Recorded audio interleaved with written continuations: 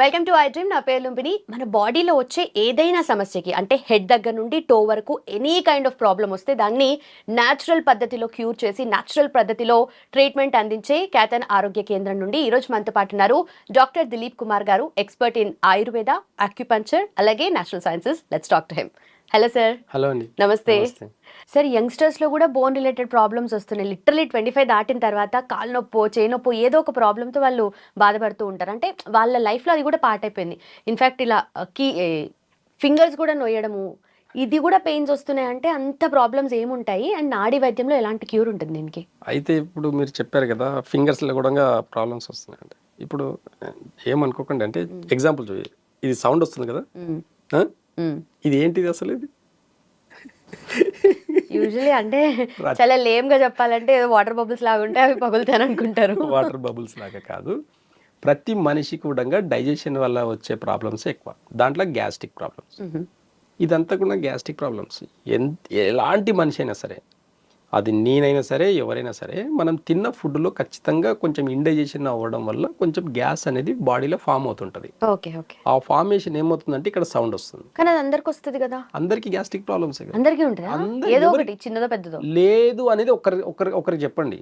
ఎక్కువ ఉండే వాళ్ళకు మెడలన్నీ పట్టుకుంటే ఇలా అంటుంటారు, టక్ టక్ అంటుంటాయి. కొంతమంది బాడీ స్టక్ చేస్తుంటారు. అవును. ఏమవుతుంది అక్కడ మజిల్స్లో, టెండన్స్లో విండ్ ఎక్కువైపోయి ఉంటుంది. విండ్ ఎక్కువ అవడం వల్ల మజిల్స్ అనేది క్యాచ్ అయిపోయి బాడీ అంతా స్టిఫ్నెస్ ఉంటుంది.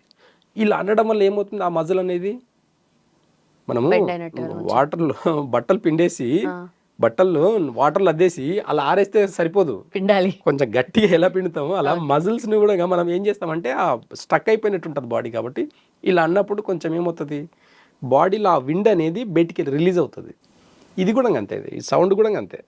మనం ఇలా అన్నప్పుడు ఆ ప్రతి జెయింట్లో, ప్రతి బోన్ జెయింట్లో అన్నిటిలో కూడా విండ్ ఎక్కువ ఉంటుంది. గ్యాస్ట్రిక్ ప్రాబ్లం అంటే ఆ విండ్ ఎక్కువ అవడం వల్ల పెయిన్స్ వస్తాయి, ప్లస్ అక్కడ ఒకలాంటి స్టిఫ్నెస్ ఉంటుంది. దానికోసం అని చెప్పేసి మనం ఇలా మూమెంట్స్ చేస్తాం.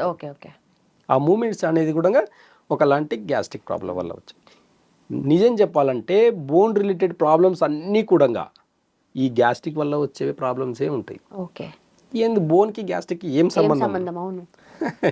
ఇక్కడ ఏమవుతుందంటే, ఈరోజు ఒక మీల్స్ తిన్నామండి మనం, ఒక వెజిటేబుల్, ఒక హెవీ చికెన్, ఇంకేదో ఎగ్స్ 2, వీటన్నిటిలో ప్రోటీన్స్ ఉంటాయి, కాల్షియం ఉంటాయి, మెగ్నీషియం, అన్ని రకాల విటమిన్స్, ప్రోటీన్స్ ఉంటాయి.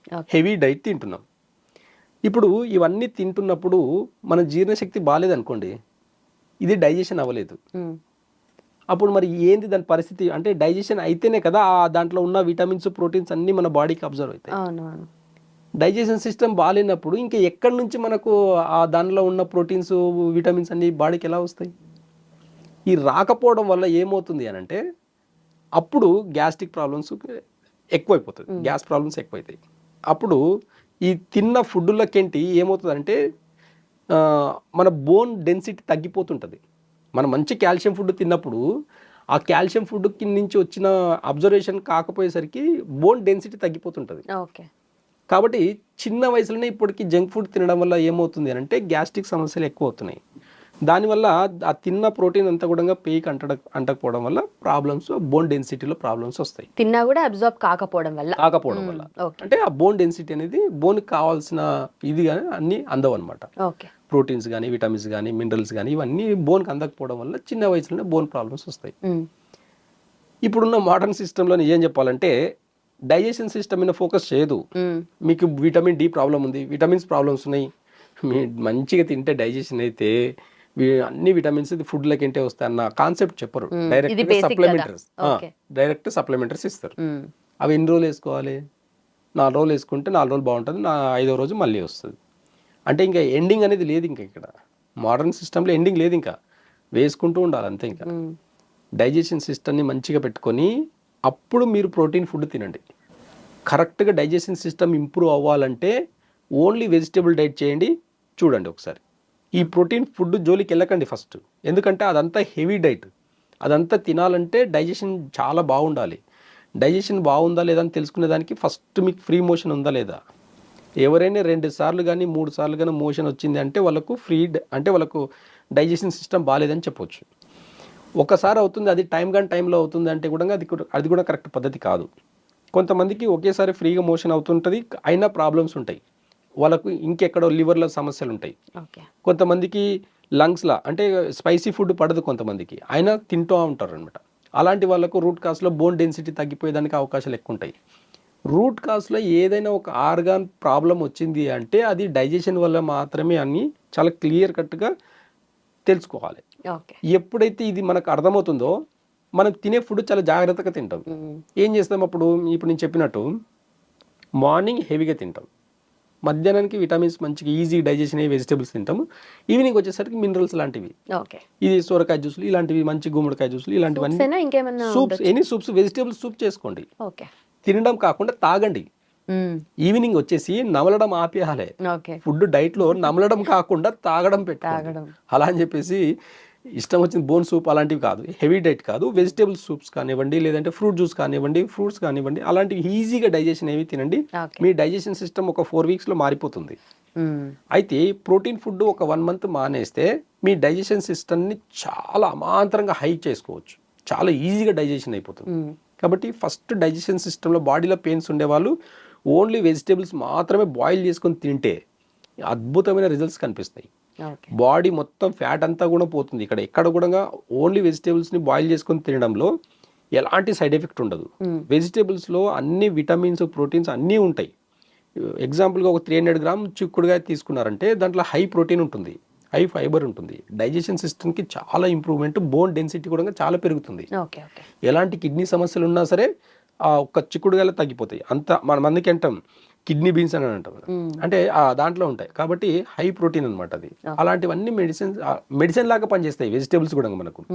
ఈ అవేర్నెస్ కనుక మనకు వచ్చింది అంటే మాత్రం ఎలాంటి మెడిసిన్స్ వాడకుండా కూడా హ్యాపీగా ఉండొచ్చు అనమాట. కాబట్టి బోన్ డెన్సిటీ పెరగాలంటే డైజెషన్ సిస్టమ్ మంచిగా పెట్టుకోండి, దాని తర్వాత ప్రోటీన్ ఫుడ్ తినండి, దాని తర్వాత కాల్షియం ఫుడ్, మంచి విటమిన్స్ తినండి. అప్పుడు మీ బోన్ డెన్సిటీ ఆటోమేటిక్గా పెరుగుతుంది, విటమిన్స్ ప్రాబ్లమ్స్ రావు, విటమిన్ డి ప్రాబ్లం రాదు, విటమిన్ B12 ప్రాబ్లం అన్నిటి కూడా మీ వెజిటేబుల్ ద్వారా డైజెషన్ చేసుకుంటే చాలా ఈజీగా తగ్గించుకోవచ్చు అనమాట. ఓకే. సో మీరనే ఆ సూప్స్ ఏవైతే ఉన్నాయో నైట్ టైం అవ్వగానే తినొద్దు, నమలొద్దు, ఓన్లీ తాగాలని అంటున్నారు కదా. సో ఆ సూప్స్ కూడా ప్రిపరేషన్ అంటే నార్మల్గా అది చేసి మళ్ళీ మిక్స్ చేసి చేస్తూ ఉంటారు కదా, ఆ పల్ప్ కూడా తినాలా లేదంటే పల్ప్ తీసేసి ఫైబర్ అంతా లాస్ అయినట్టు? మనం మార్నింగ్ తిని ఉంటాం కదా, సరిపోతుంది బాడీకి. మార్నింగ్ టైంలో బ్రేక్ఫాస్ట్ చేసిన దాంట్లో ప్లస్ ఆఫ్టర్నూన్ తిన్న దాంట్లో ఫైబర్ ఉంటుంది, మన బాడీకి సరిపోతుంది. నైట్ టైంలో ఫైబర్ తింటే డైజెషన్ అవ్వదు మళ్ళీ. కాబట్టి ఈజీగా ఈజీ డైజెషన్ కోసం సూప్స్, వెజిటేబుల్ సూప్స్ కానివ్వండి, లేకపోతే మనకి ఫ్రూట్ జ్యూస్ సరిపోతుంది అనమాట. కాబట్టి ఈజీ డైజెషన్ అవుతుంది. Done, sir. Thank you so much. Thanks for your time, sir. And for more videos, please subscribe to iDream. Please subscribe to iDream. Please subscribe iDream. And please subscribe to iDream. For more videos, subscribe to iDream. please like, share and subscribe to the channel. Congratulations, iDream. Subscribe to iDream. Subscribe to iDream. So subscribe to iDream Media. iDream ki iDream team andarki huge congratulations. Please subscribe iDream Media. Please subscribe to iDream. Subscribe iDream. Please subscribe to iDream. iDream అంటే నా కళల channel subscribe చేసుకున్న నోరు తిరుగుతలేదు, మీరైతే గంట గుర్తు కొట్టండి. For more such videos, please subscribe to iDream. Subscribe to iDream. Please subscribe to iDream. Please subscribe iDream Media. Please do subscribe to iDream. Please subscribe to iDream Media. For best entertainment and information, please subscribe iDream. And don't forget to subscribe to iDream.